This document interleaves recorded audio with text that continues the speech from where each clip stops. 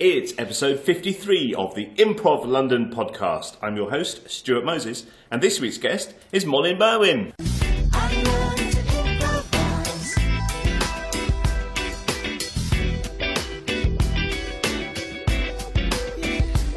Oh, yay! Hello. Hello. How are you? I am well. I was drinking water at the worst time. No, it's all right, because I was watching a series of videos about how to do good podcasts. Yeah? Making sure that your guest has water is a key thing. It is. So thank you. That's all right. I'm excited to be here. I'm excited to have you here. Yay! So, where should we start? I was born in a back road. No, I'm just kidding. Wherever you want to start. Where do you want to start? Where do I want to start? Yeah. Well, let's talk about, you're involved in lots of different things on the Improv London scene. Yeah. Should we talk about the nursery? Yeah, let's talk about that. I've been assisting in creativity at the nursery for about a year and a half now, doing everything from, general admin and marketing and promoting to helping, on Thursday Night Lights and hosting that. And so it's been a lot of fun. And then when we had the Edric, I'd do house management and tech, which was super stressful at times. Like tech is like, oh my God, that's like, I don't know how, but even in my old theater in Denver, I always ended up on tech. And not that I'm a tech savvy person. I think I'm just average. But I always ended up tech, I think, because nobody else wanted to do it. And I'm just like, sure, I'll try it. And it stresses me out every time because I'm just afraid I'm going to like Project 2 is a very tech, centric show. So I'm always stressed out. I'm going to screw up their show and then it's all my fault. But anyway. And now my focus is now more on Slapdash. I'm the lead producer of the Slapdash International Improv Festival. And also moving towards also focusing on the youth program that we are developing here. I'm doing that with Audra and Jennifer as well. So so that's still teaching as well here. I do the puddle jumping classes, which I love.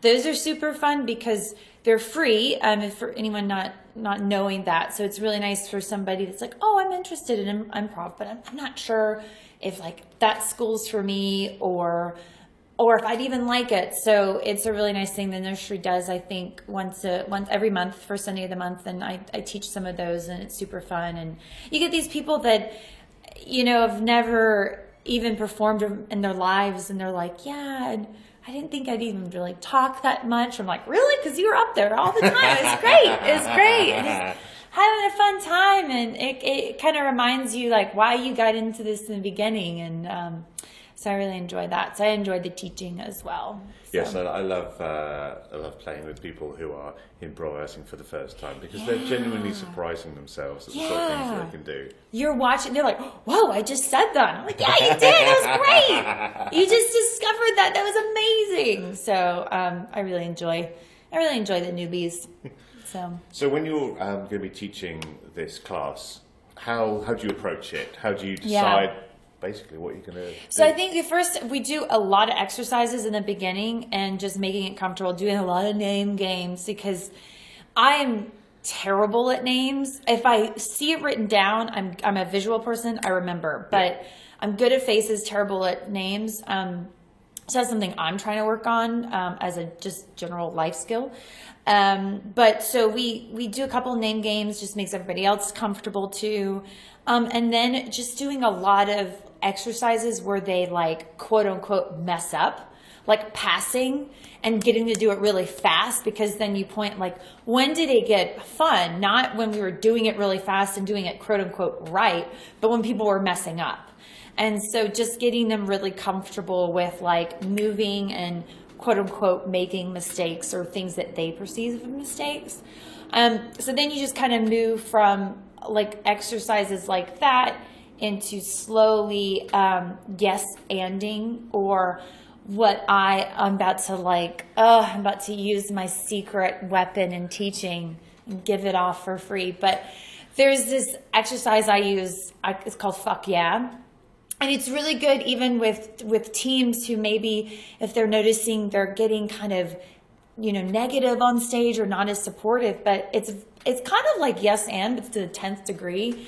And with newbies, they just open up. They just love it. And basically, so somebody starts, it doesn't matter. They say a sentence or a statement, and then you're like, fuck yeah, and blah, blah, blah, blah, blah. And then you would be like, fuck yeah, and so it literally doesn't matter what you say. It's like, I'm like, if you don't like the word fuck, then use hell, whatever you're comfortable with. But that is like my favorite, and usually, it's usually a 3-hour class, and that's kind of where we usually kind of take our interval at that point. But they're all like stoked, and like, who doesn't just like saying fuck yeah all the time? So that's like one. And then so after you've done that, you've already started them kind of, they don't realize it, but they're starting to like play, like do mini scenes, and then from that we kind of take them into storytelling. Like either like conducted story or, and then we just play like a game, do a short form game, but kind of move them towards like a long form style, like still progressing a story and having a relationship. But I think for newbies, starting with the short form games gives them something to grasp. And like, oh, I'm doing it right, or I achieved something, So that's how I kind of do it. And so far it's been well received, or at least they tell me to my face. They could have like walked out and like that was the worst 3 hours of my life. So that sounds brilliant. Thanks. Brilliant. And that's on the first Sunday of every First month. Sunday of every month. And they usually sell out. So there's usually a waiting list. So if that's something you're interested in, or maybe if you have a friend or a parent or someone you love or tangentially care about in some way, let them know and to sign up quickly because it sells out usually. Fair enough. Yeah. So you mentioned Thursday Night Lights. Yeah. We haven't actually discussed Thursday Night Lights on this podcast. Really? Before. Oh, that's, well, today's the day. What's the concept behind that? So the Thursday Night Lights is a jam, and there's we do it in seasons, and basically a season is usually it's about 6 weeks, and then we'll take 2 weeks off, and then it's like another 6 weeks. But you have teams. You apply as a team, and there's 3 team slots and then 3 jam slots. So individuals obviously don't need to apply ahead of time. They just show up on the day. And it's very much a space where if you're workshopping your idea, or you're a new team, or you just want to, you just want the reps, it's a great warm room. And again, if you're not on a team, but you just want to get up and you want to meet people, that's for you. I think it's a really, Jonah oversees it, and I think he and Jules put together a really great way to go about it, because it's not just like, okay, this is your jam time, who wants to get up? It's like you come in, sign up starts at 7, warm up is at 7:15, and if you are jamming, you have to be there for the warm up, and that's again to get everybody comfortable, which I think is so important, because we like to create a safe and happy and comfortable environment and positive environment. So you warm up, and then the show starts at 8. So if you don't want to play, or you just want to invite people, it starts at 8. And then we have typically the different jam sections are short scenes, like 2 or 3 person scenes. So when you come in, you sign up, we ask you which jams you want to be part of. You can do short scenes, just the long form jam, which is just everybody gets up and it's a long form, or the concept jam. Ooh. Thank you, Stuart. I believe that's the correct response. Yes, you did it. Yes. And that's different every time. It's It's usually like if you've been to an improv class, you could do the concept gym. It's just there's scenes with a little bit of fairy dust on top. Tell me about the fairy dust. Give me examples We've of done, fairy dust. well, like one time Jonah brought in random hats that and he's like, okay, so when you get up to do a scene, just grab a hat and that'll inform your character. We've done. Just with the hat. Yeah. I think I was on the door that night, so I hadn't been able to come to the Thursday Night Live. Yeah. So I came up and I looked through the door at everyone jamming with hats, and I thought, I'm involved in a weird kind of thing. What kind of world do we live in where adults on a random Thursday night just get up in front of 20 other people and put on hats at random? I thought I've really seen what I do through the perspective of an outsider Yeah, now. right? Just had a glimpse of It's fascinating. So that was one. We did another one where it's like I forgot what they called it, but like we asked the audience for like an event in which changed you, and it was actually Chris Mee talked about when he tried to go to America once, and he got denied entry because he was an improviser. Once he told them he was going to improvise, they're like, no, can't have any more improvisers in America. We have too many. So we kind of time traveled. Like, what was that airport like an hour before, an hour after, 50 years before, 50 years after? That sounds amazing. That sounds really good fun. I'm just looking up which episode it was that Chris was on, because he tells the story about trying to go to America in that. Check out episode 11 of the Improv Podcast, in which Chris Mee tells this story in full. Yes, that it was a really good smooth, one. didn't it? It was. You're so smooth. You're a professional. In that I don't get paid then. Brilliant. Well, that sounds great. I'd encourage everyone to go into that. That sounds like a lot of fun. Yes. Hashtag TNL. Got to get the hashtags in there. Yeah, so we should try and do that. Yeah. Earlier you mentioned the theatre back home. Yeah. Tell me about that. Is that how you got involved in being theatrical? Yeah. So I've been, I guess, performing acting since I was a kid. And, what we call middle school, or like 7th grade, I started through high school. I actually got offered a theater scholarship. I had to turn it down because it's a private school, and even with the scholarship, it was still going to be like $10,000 a year. So my mother, rightly so, suggested, I don't think you should graduate $40,000 in debt with a theater degree. I don't know why she said that, but whatever. So I continued to perform throughout university and such, and then just because of life, I had to kind of leave my love and passion behind for a few years, and then so I grew up. I'm from originally just outside of Atlanta, Georgia, which is in the southeast, and I lived in Atlanta for many, many years. And I had friends who were improvisers and performing at a theater there. And one of my friends and I were like, "We need to take improv classes. We need to take improv classes," because there were a couple in Atlanta. And finally, I was like, I'm going to do it. It was like, I'm going to go without you because I'm waiting on you and I'm just doing this. So I started a Whole World Improv Theater in Atlanta. It's a short form, very like Whose Line It Is It Anyway. That this gorgeous stage with like an MC desk and really cool. And my intro to improv class was a 6-month course. Yeah. Wow. Yes. That sounds amazing. For those listening, Stuart's mouth just went really wide. Sorry, I'd forgotten this was an audio medium, and that my amazement would not be communicated through the shape of my mouth. I looking back on it, I was like, oh my God, I just didn't know. That's a big commitment. That's a big commitment. And I only missed one class. Wow. It was every Monday for 6 months. And I missed one class because I was out of town. But the great thing about it, looking back, I'm like, that was nuts. But the great thing about it is, even though it was short form, they really drilled in you things even though there's a game, you need to still continue the story, continue the relationship, and just good professional decorum and just good stuff. So I did that for some, I was with them for a while, and then which I think is important for everybody to do, to try different theaters in Atlanta. And I also studied at Village Theater, which is another, they kind of do schlong. So they do like short form and long form. And they call it schlong. I know, I do. I call it schlong. Oh, you call it that? I call it that. That's the thing, okay. Atlanta at the time, this is 6.5 years ago, is very short form focused. Now there's a lot more long form there.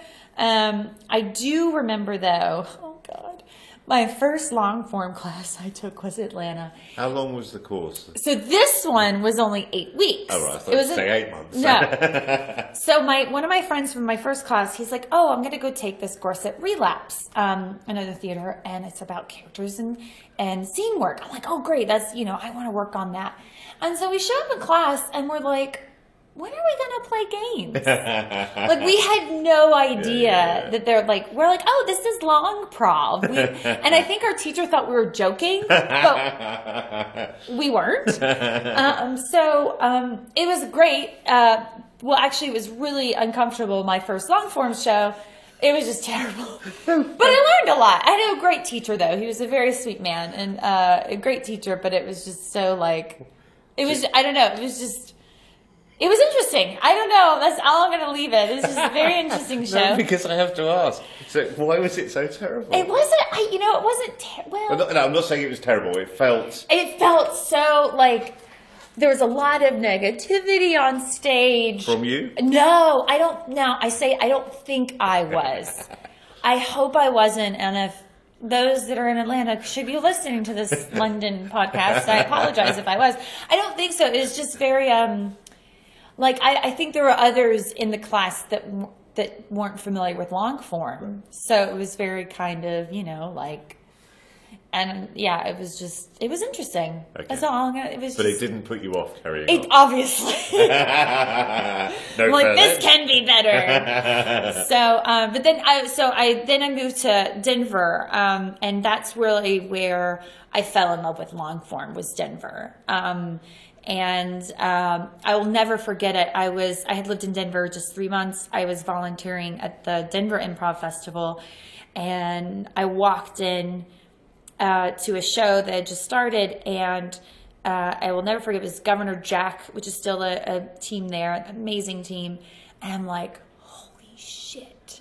I'm like, that's improv. And it was like this long form set, and it was just so, they were just giving each other stuff and taking it. I'm just like, holy shit, how are they doing that? And I was like, now that is improv. And that's where I started, really going down the long form path, and just really fell in love with it, and just didn't look back. So, yeah. So, and that was, Voodoo Comedy Playhouse was kind of my home theater back home, or back in Denver, I should say. But I would perform it. There's also Bovine and Deer Pile and some other theaters there that are amazing. So brilliant. Yeah. You say you keep getting involved in tech. Why? Because I have been getting involved in tech as well. Yeah. And it's a lot of fun, but it is really stressful. It's super stressful. Is it the amount of buttons? Is it I don't know. Well, not only that, it's like, it's all these buttons that you don't need in improv. Literally, to tech and improv, not all, and I recognize that, but really, all you need is fade up, fade down, and then like volume up, volume down for music. Oh, I've made it a lot more complicated for myself. Because, and I imagine I'm the only person that notices when I'm doing this. Yeah. But I want it to look like a disco when people walk in. I want to be the tunes to be playing. I want there to be a disco because I want it to be like a party kind of atmosphere.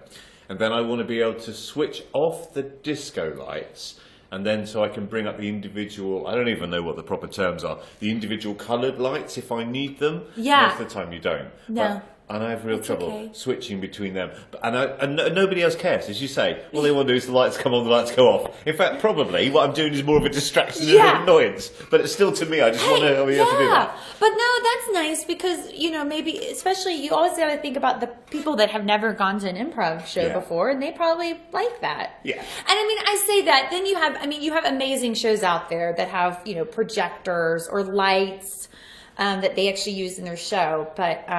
But yeah, like improv tech booths typically like have all these buttons, and you literally use 2 sliders, the entire thing. And if you're at the Miller, one of them doesn't work properly. Oh my anyway. God! Yes. I remember in Denver the show that I usually ended up teching because I think nobody else wanted to, and I don't think I was the best person to be teching, but I was. We did a cage match, and it was our cage match show, and there was like, there was a countdown that the team and that like went on like a projector, and for some reason it was just the program that we used. It was always like it would just melt down, and luckily towards the end I got it fixed. But anyway, I was just like, oh my God, this is the most stressful thing I've ever done. And really, I mean, do you need a projection of numbers counting down? Yes. I mean, you don't. The audience could go 5, 4, 3, 2, 1 together, but no. But it's part of the theatrical element, Yeah. and I get it. I totally get it, but I'm like, I don't want to screw up their show. I mean, the countdown, it's an established thing. We don't really need visual guidance, even if you're a visual person, but still. Yeah. Anyway. But yeah, I'll do tech, but I'd rather just take tickets or host or something. Yeah. No, I really enjoy doing tech because you have the ability to contribute to the show. Yeah, that's true. And I will say it also, especially if you're kind of getting into improv, it helps you like think of edits. Yes. So that is a nice way. And you're right, it does. You can kind of put your own little flair on there sometimes. And sometimes, you can get a laugh from a black owl. Yeah. Which, that's... Yeah, totally. That's totally. That's the easiest. In some ways, just the flicking of a switch, getting a laugh. If I could do that all the time, I'd just never leave the house. But anyway, no one would ever leave the house. but you're also involved in lots of projects now. Mm-hmm. Yep. Which should we talk about first? Well, I think the biggest for me right now is Slapdash. Oh yes. And we just opened up applications for teachers and teams. And I'm really excited about this year. I'm the lead producer. We have a really nice team. Jules and Judith, of course, from the nursery. Audra, Jewel, Stephen, and then Julia Middleman. And so we're trying to really make it a good, diverse, and positive experience, and just bring together, not just the London community, but obviously the international community. So I'm really excited. It's kind of a festival of firsts this year. We're bringing on the spot improv from Hawaii. Wow. Their first international show ever. Yeah. They've played many festivals in the U.S. Out of Bounds Comedy Festival, Chicago Improv Festival, Seattle Improv Festival, many, many, many. And they have this really cool. They have Screwbookie. Which is an improv. Sorry, I was doing a confused face there. That was the confused face for those listening at home. Please tell me more about that. I don't know what that is. Well, they have Screwbookie, which is an improvised... Kabuki? Kabuki, yeah. Yes, the Kabuki. Yes. So they have that, but what they're bringing here is called Hush, and it's an improvised silent movie. Wow. And it is amazing. I mean, they do an amazing job. It's really polished. I mean, it's like you're looking at a silent movie, and it's just really, they dress up like, the silent film stars, and it's really cool. Wow. So we're really excited to bring them the first time ever. And then also for the first time is, in the past we've had kind of individual, individual improvisers come and just do the kind of jam show.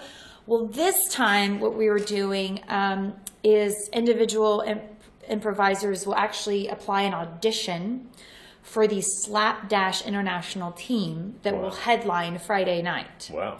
And so what will happen is they will, John Bolden is an amazing teacher improviser out of the Hideout Theater in Austin. And he's known for, he does an improvised Anton Chekhov play, and do check out the Mark Tyndall's episode for more details about a particularly amusing episode from this. Yes. And then he also does Woody Allen, like improvised Woody Allen films. Wow. So he's very much into narrative and ensemble storytelling. Yeah. So he's an amazing director. So he's coming over here from Austin, and he will be. It's basically a 5-day intensive with him on ensemble and native storytelling. Wow. So if like you like that kind of stuff, like P. Graff is coming. He's directed them. I think he directed them or used to be on their team. He's not with them anymore. But if that's your kind of thing, then you would be really excited about this, because there will be an audition process. Would just be we're working that out. John is working that out now, but it'd be something simple on your phone that you would record. So you have to audition. You have to audition to do the course. You have to audition. Wow. Because he wants to make sure. He just wants to get an idea of the people and make sure it's it's going to melt, because you're going to be a team. Yes. You're going to work together 3 hours a day for 5 days. And in the end, you're going to headline Slapdash on Friday night. Wow. They'll also do the jam night that week. Instead of Thursday night lights, it'll be Wednesday night lights. But they'll also play during the jam, but it's really exciting. So for London improvisers, it's 150 pounds for a 5-day intensive. Wow. Yeah. So it's basically 3 hours a day for 5 days, and it's 150 because you don't need. And then out of town improvisers is 270, but that includes lodging. Right. Oh, brilliant. So that's something, we definitely want London improvisers, but we obviously really also want international improvisers, because it's an international improv fest. So let's truly put together an international team and see what they can come up with for 5 days together. So that's super exciting. Yeah. And then we're working on our Saturday night headliner, which I can't talk about yet. And I don't want to jinx it. No. Well, so that's I'm really keeping my diary. Yes. Keep my diary. Yeah. So that's going to be the 16th through the 22nd of October. So workshops are that entire time, and then we have shows Thursday, Friday, and Saturday night. So quite excited about that. Yeah. So that's we're putting together some really fun stuff and workshops, and all the performers will get a video of their show uploaded to YouTube. Wow. There'll be a performers only green room. There'll be obviously t-shirt and swag and all that good stuff. So we're trying to really make it a really fun, positive, and then obviously we're going to have the after parties, and it's going to be in the new Nursery Theater. What?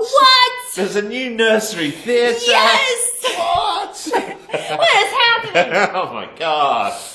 So tell me about this, the new Nursery Theater. It's so exciting. It's been bubbling for months, and the sign on the dotted line 2 weeks ago, because we did a walkthrough of the space, not this past Friday, but the Friday before.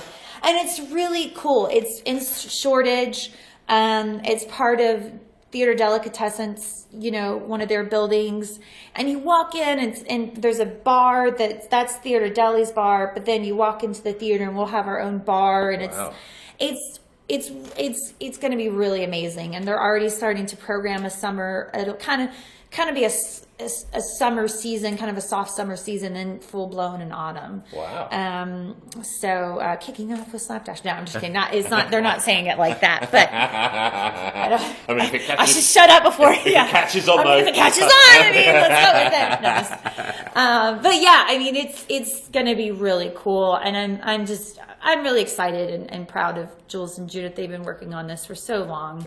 And I'm just really happy for them. And it's finally, because they were in the Arches, and then that went away. And then there was the Edric, which is, interesting. And then now it's like they have a home that's like their theater. So that's very exciting. It'll be very cool.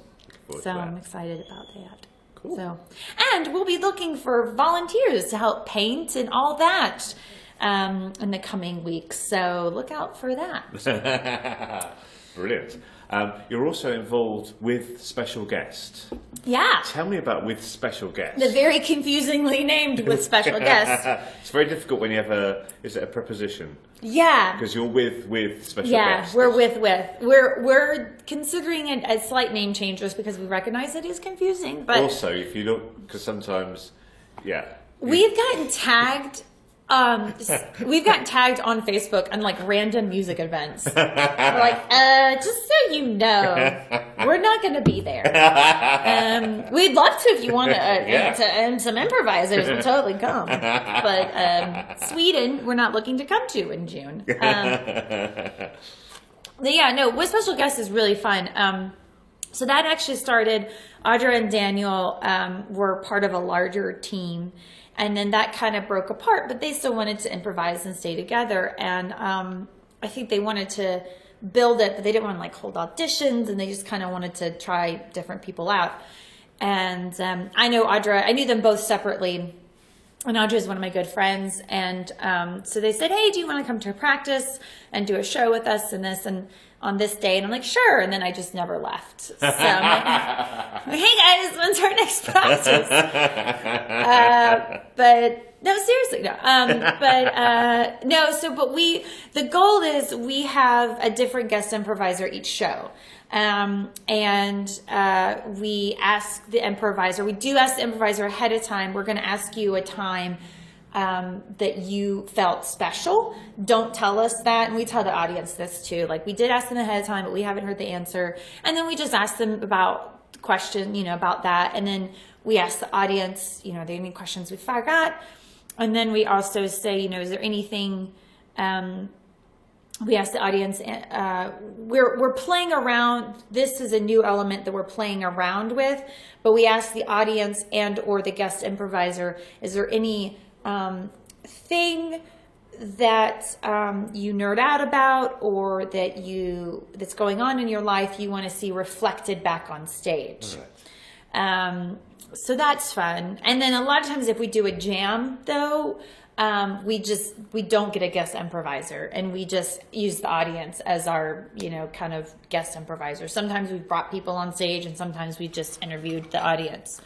So it's just a way to let's play. I mean, we have some amazing improvisers that sometimes they can't like commit to a team, or they're just busy, but you still want to play with them. So it's just our way of just getting to play with random people in town. Brilliant. Yeah. So yeah, that's With Special Guests. I just love playing with Daniel and Audra.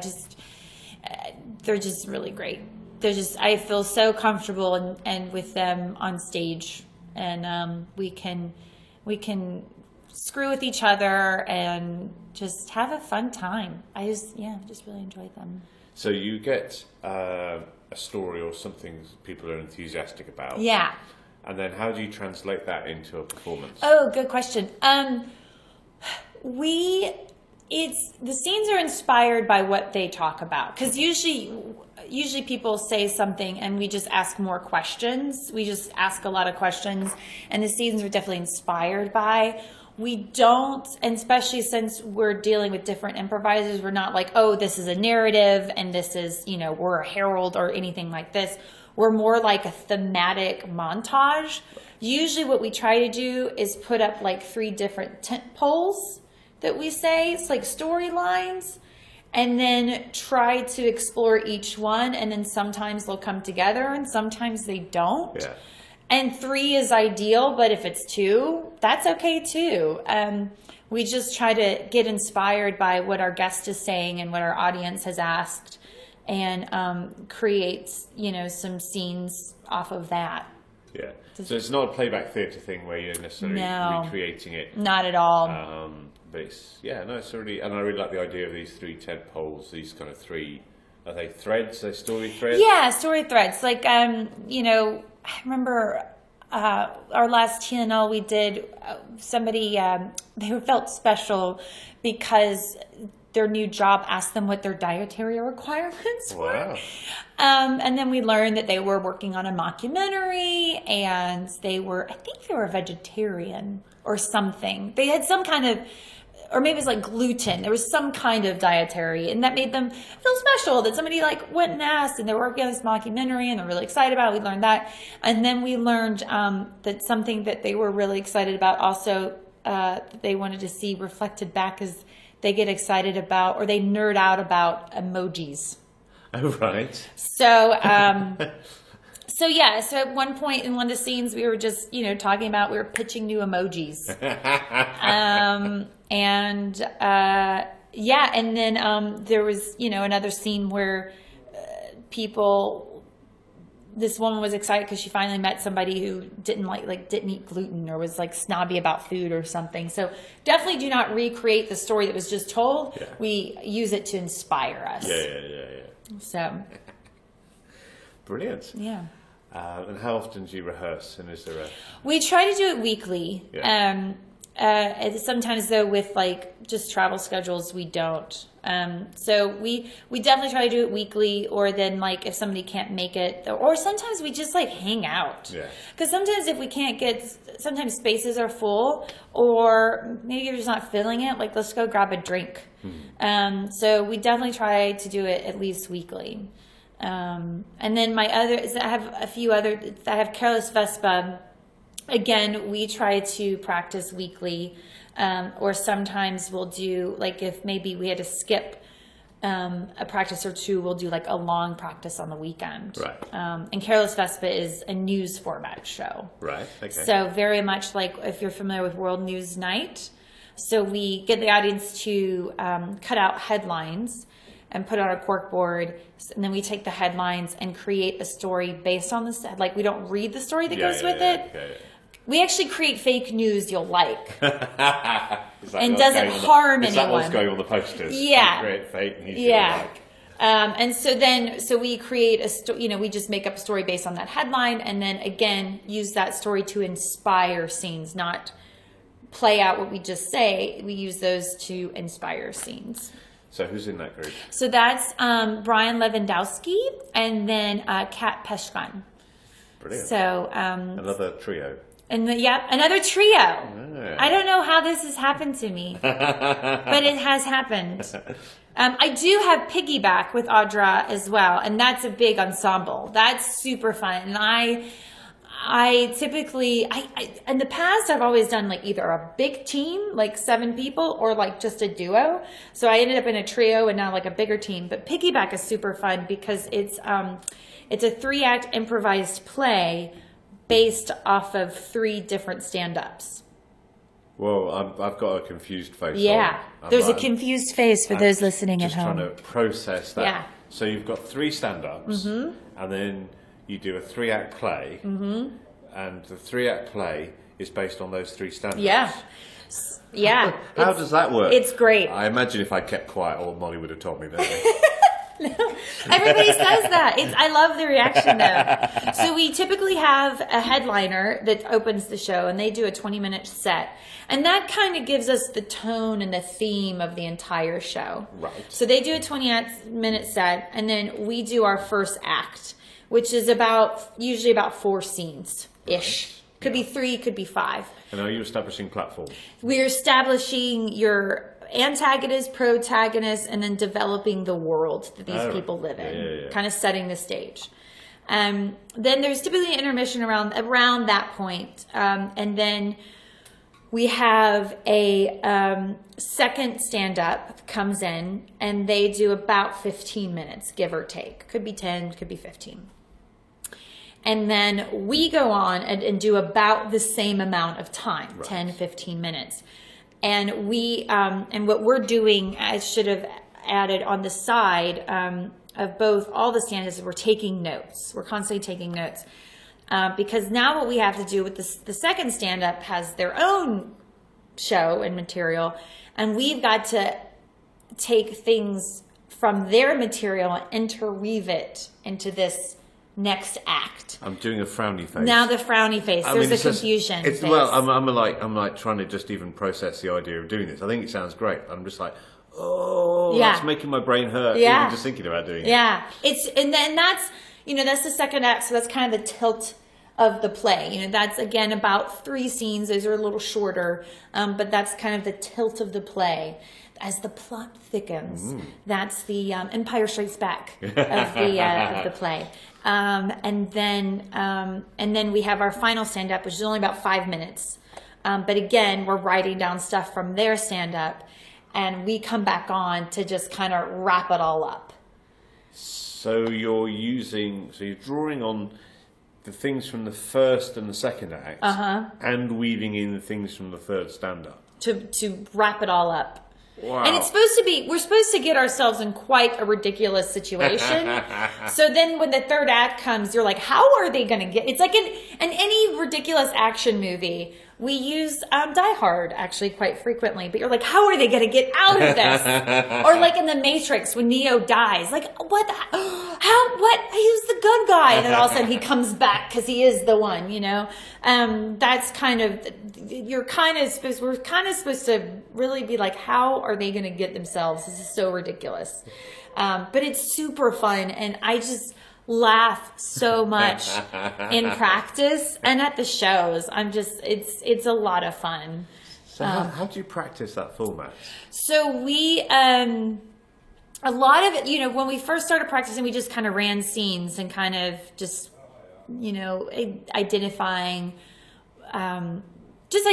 protagonists, antagonists. And then, but really now what we do is we'll like on YouTube, watch a stand-up, take notes, do a couple scenes, then sit down, watch another stand-up on YouTube and take notes and do it. There's also a lot of practice, which is super helpful for me, of like that last final act, like wrapping everything up. Yeah. So sometimes we'll focus on like, we'll take like half a practice, and there's that exercise that we create a story by saying, okay, just sitting there talking. There once was a boy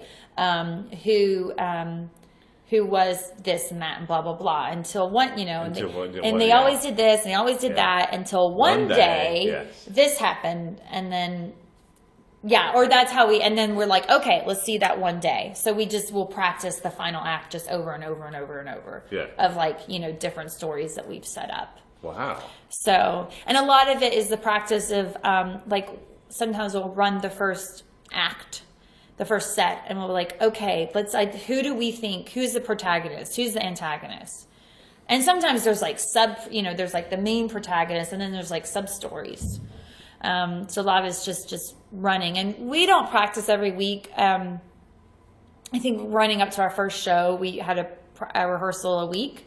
But now it's like, just because with the larger cast, you have bigger people with responsibilities. So it's like every other week. So when you're taking notes, what sort of things are you making a note of? Great question.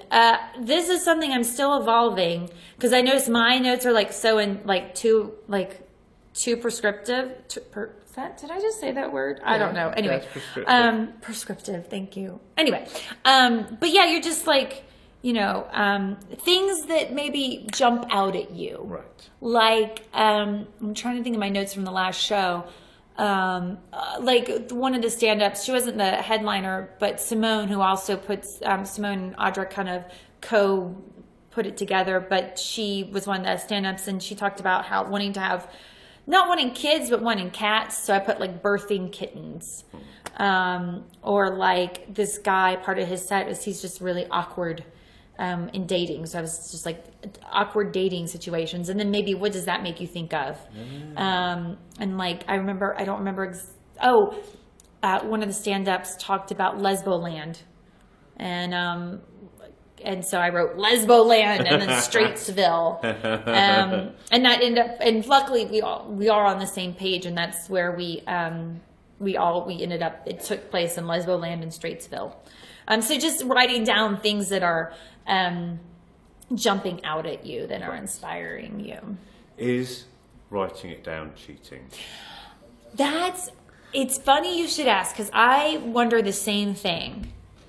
And I don't think it is, because it's not like an Armando. I guess some Armandos, the guest monologue, because it's like 20 minutes. I mean, it's a long time, and it's an improvised play. I don't think it is. But I welcome the discussion that I'm sure this will explode with. I've thought the same thing. I don't think it's cheating. But who knows? It is an improvised play, so there's like, I don't know. I don't think so. I don't think it is. And even if it is, who sets the rules? Yeah, we do, because it's improv. Exactly. The challenge we did notice is you got to make sure you're not planning. You know, you got to be cognizant that you're not starting to plan things, because, you know, we need to identify, okay, so who's the protagonist, who's the antagonist. So you want to make sure that everybody is on the same page as far as that. Yes. And then remind in like names. Yes. But sometimes you still forget names. But there is that, like, make sure you're not planning. And we don't. We definitely, if you come to our show, none of it is planned. I think it would be obvious, but we definitely do. There is no planning involved. So what you're doing is you're basically taking notes of what's been said. Yeah. Okay. From the stand-up. From the stand-up. Yeah, not from the previous. Correct. No, right. Yeah. Just from the stand-up. So we can find things to inspire us. Because it's also 7 different minds, and it is an improvised play. Like, we are putting on an improvised play. So yeah, and that could change. I mean, we could, who knows, as it evolves, I'm sure Audrey will talk, she brought this from Seattle, and, you know, this is London, so we may decide to evolve it without it. So. Yeah, no, that sounds great. Yeah. Okay, so, a big final question. Yes, oh dear. The big final question. Yes. What is Molly Merwin's signature move? Ooh! What is, like, you know, what is, if people see you do something, they can go, classic Merwin. Classic Merwin! I've got another question, actually, but we'll come back to that in a second. Okay, cool. I think my classic move is sweeping a scene by walking in and doing object work, and it's always opening a refrigerator and grabbing a can. Nice. And usually if I'm doing that, I don't know what I'm going to do next. But I know this scene needs to be swept. Yes. Sometimes I do, but sometimes I don't. And I think a lot of people that I've played with, they are surprised to hear, like, half the time I go on stage, I don't know what I'm going to do. Like, I may have, like, one word. Yeah, I'm like, well, that's a word that inspired me. But sometimes I know the scene just needs to be, like, somebody either needs to be swept or get on stage. And when you are in teams with 3 people, if you're sweeping, you're usually going to be the next person on stage. But yeah, my signature move is opening a refrigerator. I think that is something that the listeners can learn from. Exactly. And, just go. It's going to spread all over. Yes. Yeah. But it's interesting. Very rarely do I have an idea before I step on stage. Yeah. Because if I wait until I have an idea, I've been on the side all evening. I've not done totally. Anything. And sometimes I won't have an idea, but as soon as I look at my partner, I got an idea, and it's all subconscious. It's inspired by what just happened. Yeah. So you'll find the idea. It'll be inspired. Trust me. But yeah. So it's classic Molly. Classic Molly. Which leads me on to the final question. Yes, the really final question. What's it like being a member of Classic Andy? For those paying attention, I am not in Classic Andy, but everybody in the nursery thinks I am. They constantly are like, why aren't you guys named Classic Mandy? I don't know, I'm not on the team. Why don't you guys do this? I don't know, I'm not on the team. I love Classic Andy, though. They're brilliant, aren't they? They're brilliant, and I love the people on there. They're my friends, and they're just, if you go to the show, you're going to love every second of it. So, and they're just great people. So yeah, it's great being, not being on Classic Andy. I want to make that my final question on every episode, but I was interviewing Duncan from Showstopper, and I just bottled it. I just thought it's not going to work, because eventually I'll speak to somebody I've already spoken to, Emma from Classic Andy, but eventually I will speak to somebody from Classic Andy, and then we'll get a really good answer. Yeah. Well, Audra's on Classic Andy. So there you are. There you go. We're gonna find out what it's really like to be on Classic Andy. The minds of the improv community in London want to know. I made this. That's improv!